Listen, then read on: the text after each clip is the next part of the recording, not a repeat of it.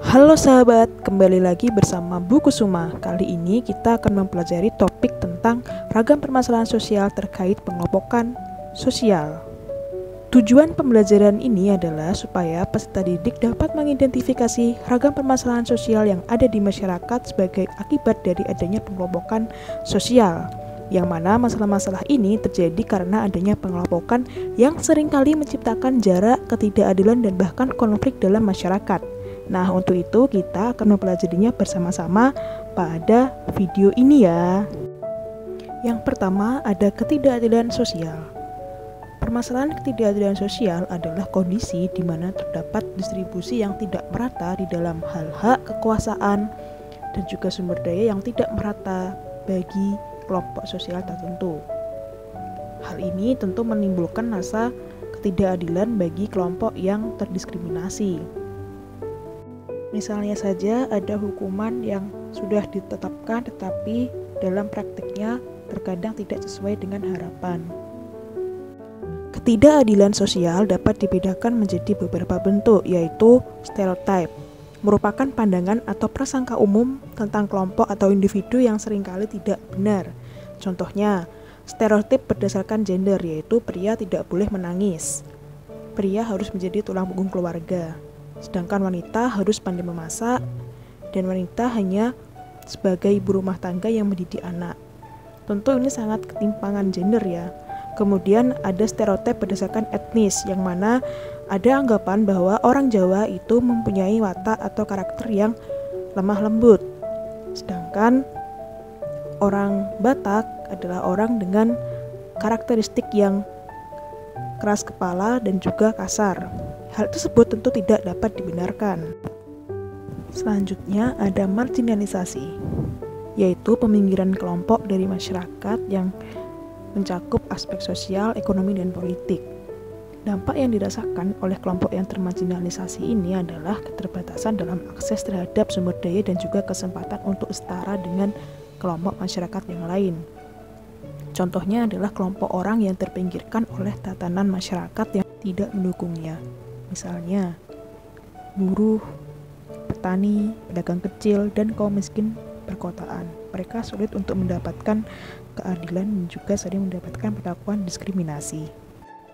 Selanjutnya, bentuk ketidakadilan subordinasi, yaitu adalah kondisi di mana individu atau kelompok berada dalam posisi yang lebih rendah atau kurang berkuasa dibandingkan kelompok lain dalam sebuah hierarki. Akibatnya, terjadilah yang namanya keterbatasan kontrol atau kendali atas sumber daya maupun kebijakan yang mempengaruhi kehidupan kelompok.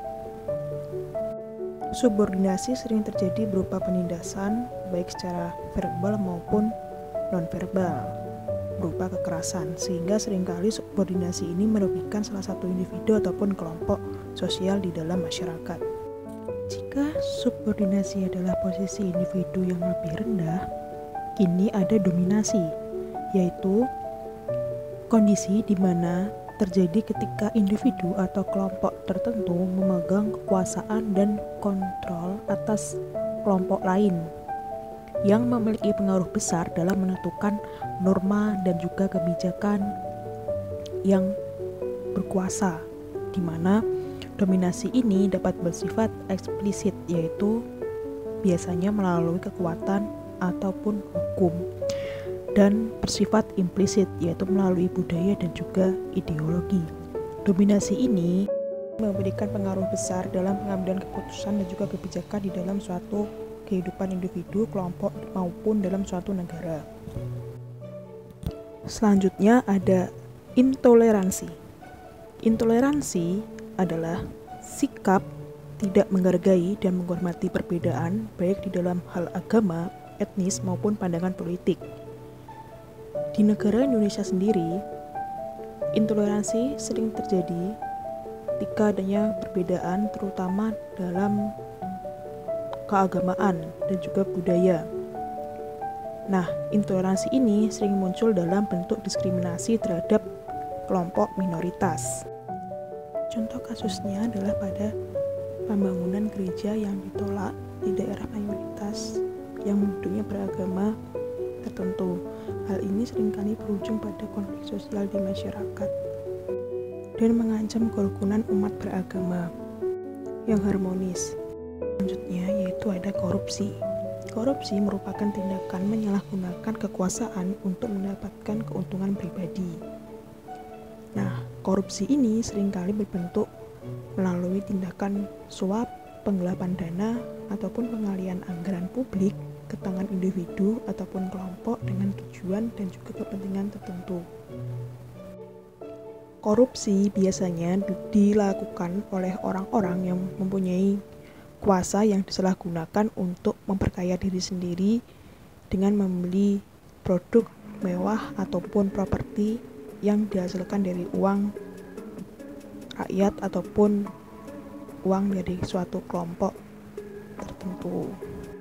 Korupsi dapat dibagi menjadi 3 jenis. Yang pertama ada petty corruption, yaitu adalah korupsi kecil-kecilan yang banyak terjadi di tengah masyarakat dan dianggap biasa, misalnya pungutan liar, gratifikasi, penyuapan untuk memudahkan pelayanan birokrasi atau publik.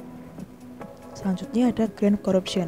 Grand corruption adalah korupsi skala besar dengan kerugian negara yang masif dan merugikan masyarakat luas. Contohnya adalah korupsi proyek EKTP yang dilakukan sejak 2011 di mana merugikan sebanyak 2,3 triliun.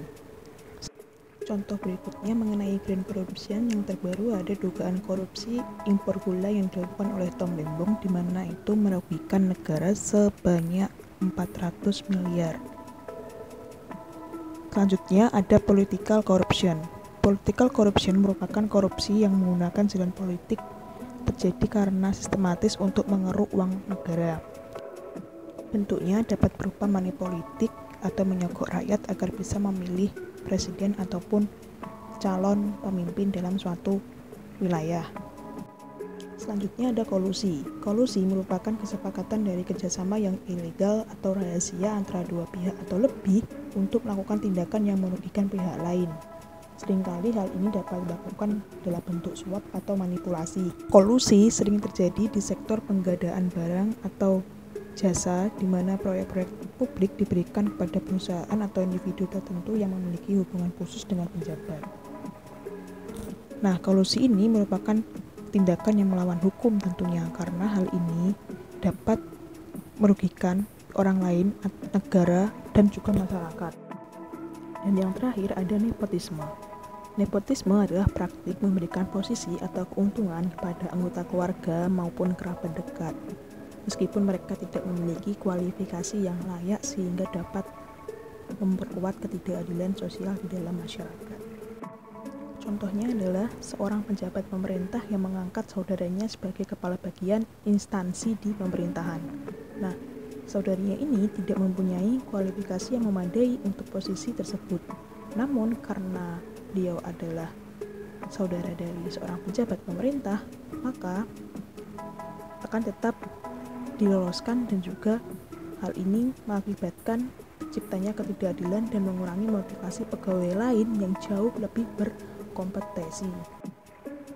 Main curang titip keluarga merupakan tindakan nepotisme yang melanggar hukum karena menguntungkan kepentingan keluarganya atau kroninya dan merugikan masyarakat bahkan negara.